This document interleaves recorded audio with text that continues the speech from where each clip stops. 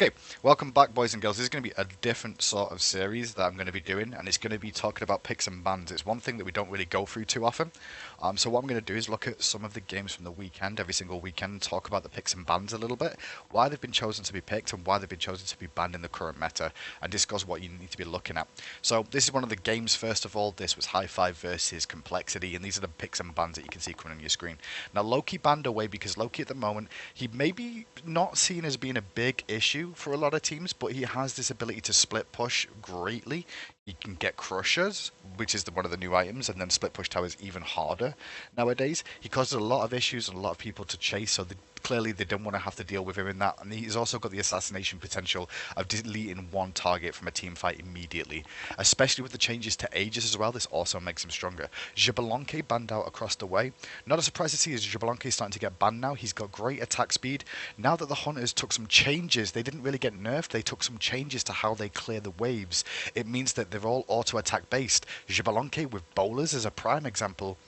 Is something that's very strong. I don't think Xbalanque is absolutely God's gift and needs perma-banning right now, but one of the issues with Xbalanque that people don't realise is when you don't see a God for a very long time in the meta, people forget how to deal with him, how to shut him down, and how to play around his skills. One example is Xbalanque's ultimate. Everyone seems to forget what sort of presence that can do. Imagine a Xbalanque being on the field when a Neith and an Athena is on the enemy team. Well, both those gods alone can't do anything in terms of using their ultimates when Xbalanque pops his, so it's very, very effective to do so. Serket banned out. Serket is still very, very strong.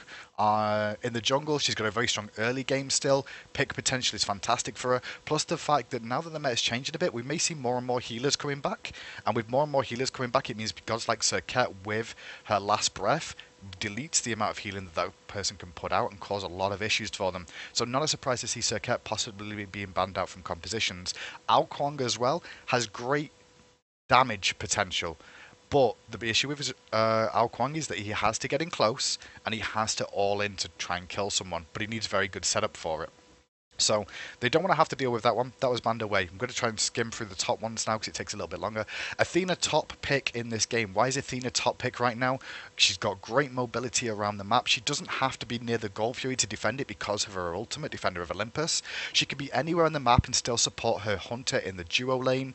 It's great for her to be able to get around. Plus her matchups in the role as a support are not bad matchups. She's got pretty good matchups against everybody in that lane. At worst, it's a 50-50 fight in most situations that she's in that. The only one that I'd say is more of a negative is Ymir, but even against Ymir, she has counterplay, and she can't always, it's not a full-on kill for Ymir in that situation. So at the moment, Athena has been rated very, very strong. Agni across the way and Thor, great starting composition. Jungler on the table, Thor still very, very good early game, can still get potential for ganks off, good rotations around the map, global presence as well, can semi-counteract Athena, so picking up the jungler early on there was good. Agni in the mid lane, fantastic overall. Agni was like the core safe pick for mid laners. Now that the meta is changing a little bit, people have started going back to Agni a little bit more, but they've actually started to realize that Agni's fantastic. Why? Because the gods in mid lane all lost their penetration on boots. Now the thing about the gods that lost penetration on boots is the ones that build Spear of the Magus as standard before the change to penetration, they're the gods that are probably going to thrive in the current meta just because they're still going to build Spear and you're still going to be used to the damage coming out from the Spear of the Magus. So Agni going to be fantastic in that because Spear is one of his core items. Across the way, you're going to see Bacchus or Poseidon locked in. Poseidon, very similar situation to Agni, has great mid-camp fights, especially when he's got his Kraken. Think about what abilities Poseidon has. The Whirlpool creates a large zone of pressure where he can get off free damage and keep people pinned out and make them take damage. On top of that, he's still got the Kraken as backup, which is a great utility skill for being able to have for those mid-Harpies fights. Not only that, he normally builds Spear of the Magus in his builds as well, so not a surprise to see him being played so much, plus his rotations and speed make him very, very useful. Bakasura, one of the assassins that can be played both solo and jungle. Great for the early invades if you choose to early invade with him. Just to try and steal away camps, especially now that the meta is changing again where you don't need double hog for the solo side anymore. It means that Bakasura, if he can abuse that situation, he can go over there and try and steal a buff away. Guan Yu picked up in this role in this game as a solo laner. Now Guan is slowly coming back because people are starting to realise that what Guan brings to the table is very, very strong now. His cavalry charge, one of the highest damaging abilities at base level. But also with that, he's got a fantastic heal that also heals the minions. Think about Sylvanas and what he used to do. So he's got natural lane push because of that to an extent, as well as his Tallow Assault. His Tallow Assault gives him the ability to shred protections, and shredding those protections very, very good.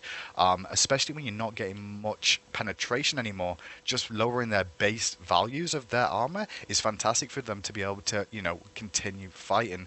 And it also buffs you in terms of armor as well. So Guan Yu, pretty viable at the moment. I'm not sure about the solo lane, but definitely in the support role you'll see him a lot more. Cupid, one of those new top pick hunters now. Cupid has pretty good, because all the hunters are now focused on auto attacks for wave clear. Cupid is an auto attack based god that uses his skills for dealing damage onto targets generally. And so what he can do is just use his auto attacks to clear the wave, save up that heart bomb, and he's very mana conservative as well, which is one of the things that the hunters kind of need nowadays. Well, not fully because of Bluestone Pendant, but you'll see Cupid with that Bluestone Pendant, he'll be fine, he doesn't even have to get it, and be able to sustain, especially because of Heart Bombs, he has mana regen, on top of that he also has heals, so he's got super sustain in his kit. Neith was the other one picked up across the way, the other hunter. Neith is back in the meta to an extent. She has fantastic wave clear, probably one of the strongest of the hunters right now because of her Spirit Arrow. Her Spirit Arrow does full damage to all the creeps, plus still does full damage to the people at the back, as well as she's got internal sustain with her Unravel as well. She does have great utility across the map for being able to use her ultimates across there as well, so she's going to influence fights while not even being in them. And she's got pretty good matchups against I'd say most of the hunters. Think about the fact that her Unravel lowers attack speed, and the fact that all hunters now are based on attack speed and auto attacks are kind of wave clear. You may see some more Neith coming back. Finally, we're going to see an Odin jungle being locked in here. Odin started to come back because people realizing that high burst damage early game can really set people up. And Odin in the jungle can cause quite a few issues. He jumps onto you, he's full burst, you've knocked to half health, you're probably going to have to recall, unless you've got some sort of sustain, or you're going to have to play very safe until your health pots kick in again. So Odin in the jungle is actually a bit effective right now. Like, having this warrior in the jungle can cause a lot of issues. When you look at the composition this team's built, just be clear on it, like it's Odin, Athena, and Poseidon. Well, look what they're against in the mid lane. Here's a prime example. What are they against in mid lane? Odin's going to jump onto Agni and then cage him. What's Agni going to do? Unless he's got combat blink, he is not getting out of that ring. So what happens? Athena can dunk into that ring, Kraken can go inside that ring, Bakasura can walk into the ring if he so chooses to. He doesn't even have to leap in now thanks to the changes to Odin. So Odin is actually quite viable in the composition they've got. Think about Cupid in the Fields of Love as well. Tasty treats for all. There's only like 2 gods that can escape that ring, and that's going to be Thor and that's going to be Neith. So that's a pretty good pick in the Odin. And finally, there was one more picked in. That was Ymir. Like we said, Ymir is pretty good against Athena. It's probably like a 5-5 matchup, maybe 6-4, honestly, in Ymir's favour. But it's not the most terrible matchup for Athena in lane. So when you look through these picks and bans here, you can see what the sort of game plan is on complexity side. They're looking for Odin to do the wombo combos because there's not much escape available for High Five to be able to get out of it. But what's High Five got on the table? Well, they've got a lot of setup potential for Agni to rain down death upon them. They can all set each other up, is the other thing that you need to realise. Ymir can freeze, which leads to free damage from Guan Yu and from Agni and from Thor. Thor can dunk down, leading to free damage to Guan Yu for Agni and for Ymir. So their composition is more about setting people up in big groups and like trying to CC them all up, and then let Agni rain down death upon them. The problem is that the composition they're up against in this situation is going to be a comp that's all going to focus around killing Agni early on, more than likely, using those dunk squads, so to speak, with the slam dunk from Odin, followed by the slam dunk from Athena, and then from a Kraken on top of that, to try and take out Agni in the early stages and really put the pressure onto him so much that he can't really get himself out of that situation. Shut him down early means that he's not going to have much damage in the later stages when the sort of team composition of High Five really starts to pay off for them in their ability. Individual lane matchups in this one, we'll just go through them, let's look for it. We've got Athena and Cupid, and they're up against Ymir and Neith. Now in the laning phase, what you'll more than likely see is that Neith and Ymir should have the early push power, if they so choose to. It's not all about pushing in the lanes anymore, because pushing hard doesn't necessarily mean you can get something else out of it. You can try and deny a little bit of gold to the tower, potentially, but there's no real reason to try and rotate early on because most of the buffs on that side of the jungle are now down because of the Season 2 starting meta of where everyone's currently beginning. But Ymir and Neith should have pretty good control in that early stages, but then once you hit around level 4, Athena and Cupid will come back into it as well and have decent enough wave clear. Uh, Athena, a little bit more better at the rotations, obviously, than Ymir. Take away her ultimate, she's still got her dash to rotate, and Ymir has a very, very low base movement speed as well. So you're going to see Athena be a little bit more mobile. In a straight-on matchup between Cupid and Neith, it's an interesting matchup. It's going to come down to a skill matchup a little bit more than anything else. But Cupid has definitely kill potential onto Neith, and Neith does have some kill potential onto Cupid, but you'll see the heart bombs will cause an issue in Fields of Love, means that she can't backflip to safety. She has to position correctly in that matchup. Poseidon versus Agni in the mid lane, just straight up, it's a skill matchup between those two.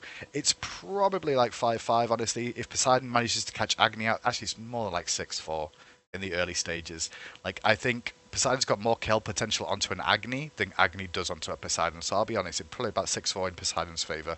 Although, realistically, you shouldn't be dying in this matchup either way unless one of you misplays. You shouldn't see a death in that mid lane between the two of them.